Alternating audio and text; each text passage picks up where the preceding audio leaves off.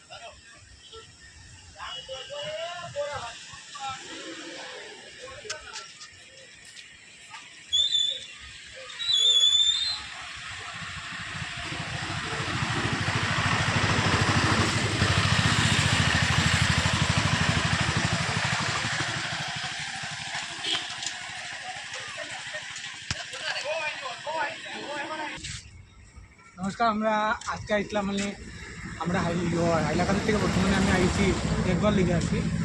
আর এখন পুরো ব্রিজের অবস্থা জল জমছে।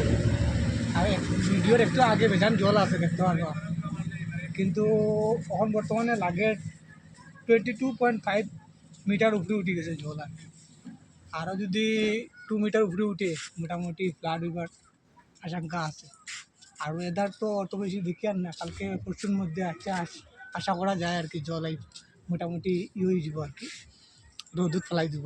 তো আপনারা আমরা সঙ্গে থাকবা, ভালো থাকবা।